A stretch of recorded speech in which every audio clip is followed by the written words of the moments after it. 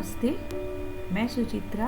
आज मैं आपको कक्षा 10 के सूरदास के पद भावार्थ सहित समझाऊंगी। इसमें 4 पद हैं जो सूर सागर के भ्रमर गीत से लिए गए हैं। कृष्ण ने मथुरा जाने के बाद स्वयं यानी खुद न लौटकर अपने मित्र उद्धव के जरिए गोपियों के पास संदेश भेजा था। उद्धव ने निर्गुण ब्रह्म एवं योग का उपदेश देकर गोपियों की विरह वेदना को शांत करने का प्रयास किया। गोपियां ज्ञान मार्ग की बजाय प्रेम मार्ग को पसंद करती थी। इस कारण उन्हें यह उद्धव का रूखा सूखा संदेश पसंद नहीं आया। तभी वहां एक भौरा आ पहुंचा। यहीं से भ्रमर गीत का प्रारंभ होता है। गोपियों ने भ्रमर के बहाने उद्धव पर व्यंग बाण छोड़े। चलिए पहला पद पढ़ते हैं। उद्धव तुम हो अति बड़भागी। अति का अर्थ होता है बहुत, अधिक, बड़भागी भाग्यशाली। यहाँ गोपियाँ उद्धव से व्यंग करते हुए कह रही हैं कि उद्धव तुम बड़े भाग्यशाली हो, भाग्यवान हो, जो अभी तक कृष्ण के प्रेम में नहीं पड़े। अपरस रहत स्नेह तगाते नाही मन अनुरागी। अपरस का मतलब होता है, अर्थ होता है अछूते। स्नेह का मतलब प्रेम। तगा का मतलब होता है धागा। नाही का नहीं। अनुरागी का मतलब है अनुरक्त। इस पंक्ति में गोपियां कह रही है कि हे उद्धव, तुम श्री कृष्ण के प्रेम के बंधन से अछूते हो।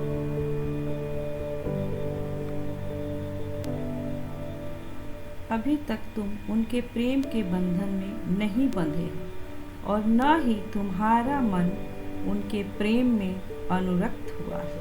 अनुरक्त का मतलब है हृदय पे छाप छोड़ना। कहने का तात्पर्य है कि गोपियाँ उद्धव को कटाक्ष कर रही हैं, व्यंग कर रही हैं कि तुम श्री कृष्ण के साथ रहकर भी उनके प्रेम में नहीं पड़े। पुरिनी पात रहत जल भीतर, तारस देह न दागी। पुरिनी पात का मतलब है कमल का पत्ता।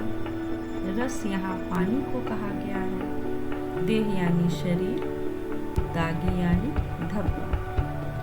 कमल का पत्ता पानी में रहकर भी उसके शरीर पे पानी का कोई प्रभाव नहीं पड़ता है।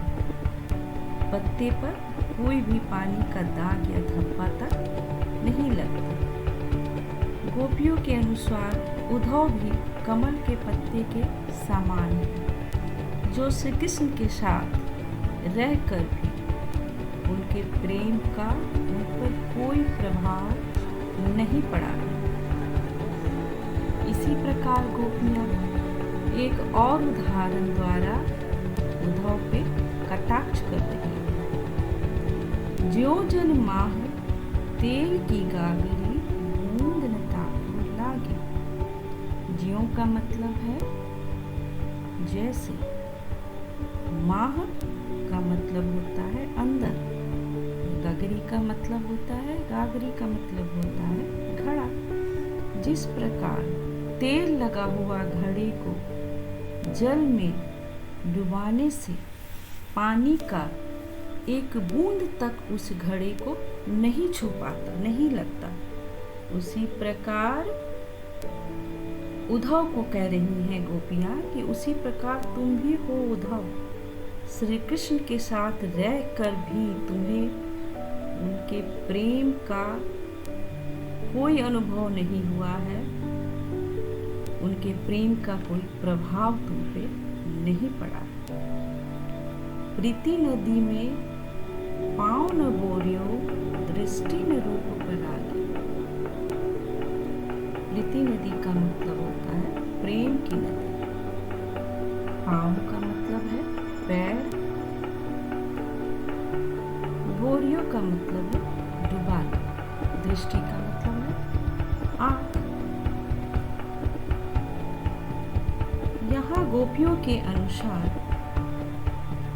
उद्धव ने कृष्ण के प्रेम रूपी नदी में पैर तक नहीं डुबाया है।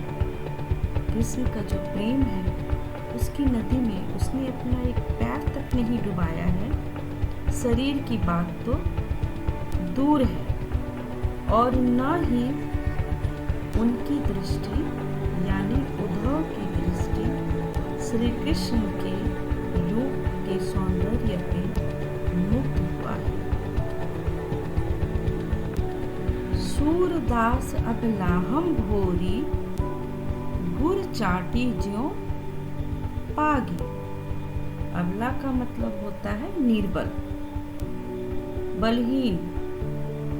भोरी का मतलब भोली, गुर का मतलब गुर होता है। ठीक है। चाटी का मतलब चींटी, पागी का मतलब लिपट जाना। सूरदास कहते हैं कि यहाँ गोपियाँ कह रही हैं कि हम तो अबला और भोली हैं।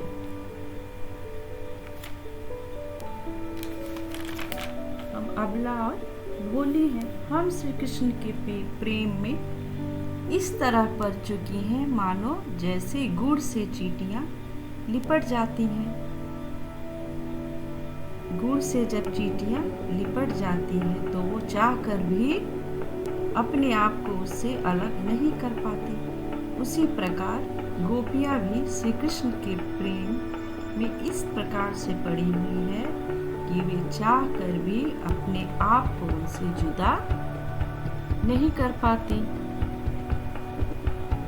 चलिए हम लोग दूसरा पद पढ़ते हैं। इस पद में गोपियाँ अपने मन की व्यथा का वर्णन उद्धव से कर रही हैं, क्योंकि श्री कृष्ण तो अब नहीं आ रहे हैं। उन्होंने योग का संदेश देकर उद्धव को भेजा है। मन की मन ही मांझ रही गोपी कह रही है कि हमारे मन में जो इच्छा थी, अभिलाषा थी, वे हमारे मन में ही रह गई। कहिए जाए कौन पे उद्धव, नाही परत कहीं। अब गोपियाँ कह रही है कि हे उद्धव, अब आप ही कहो कि हम कहाँ जाएं, किससे अपनी मन की बातें कहें। कोई भी तो नहीं दिखता और प्रेम की बात तो हम किसी से कह भी नहीं सकते। अवधि आधार आसावन की तन मन बिथा सही। अवधि आधार का मतलब होता है समय ही आधार है। आसावन की का मतलब है आने की आशा। बिथा का मतलब है व्यथा, दर्द। अब गोपियाँ कह रही हैं कि हम समय की प्रतीक्षा कर रहे थे कि अब वह समय आएगा जब श्री कृष्ण यहाँ आएंगे। समय ही हमारा आधार था और इसी के सहारे हमने तन और मन की व्यथा सही है। नेक्स्ट पढ़ते हैं। अब इन जोग संदेश नी सुनी सुनी, विरहिनी विरह दही।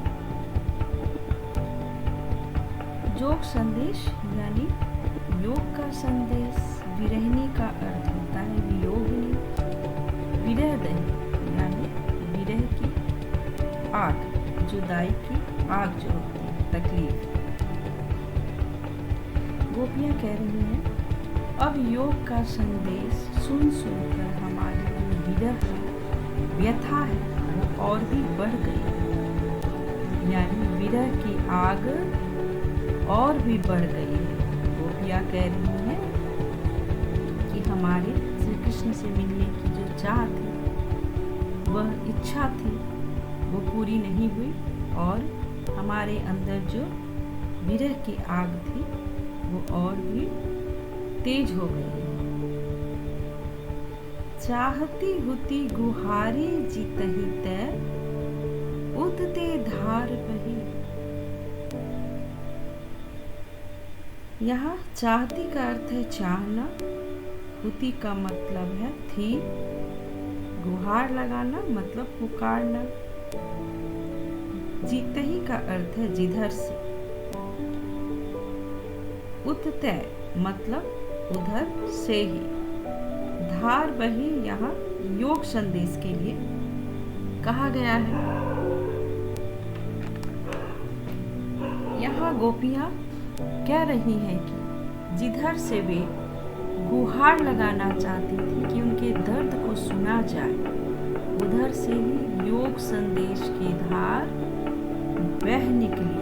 कहने का मतलब है कि वे श्री कृष्ण से गुहार लगा रही थी कि वे उनके दर्द को समझें, पर उन्होंने ही योग का संदेश सुनाने के लिए उद्धव को भेज दिया। सूरदास अब धीर धरहि मर्यादा नहीं। सूरदास कहते हैं कि गोपियाँ कह रही हैं अब हम धैर्य क्यों धारण करें। धीर मीन्स धैर्य, मर्यादा मीन्स मर्यादा। अब हम धैर्य क्यों धारण करें जब श्री कृष्ण ने ही अपनी मर्यादा का पालन नहीं किया। प्रेम की मर्यादा है कि आप प्रेम के बदले प्रेम दिया जाए, पर श्री कृष्ण ने हमारे प्रेम का उल्लंघन किया है, तो हम क्यों उनकी मर्यादा का पालन करें। Thank you.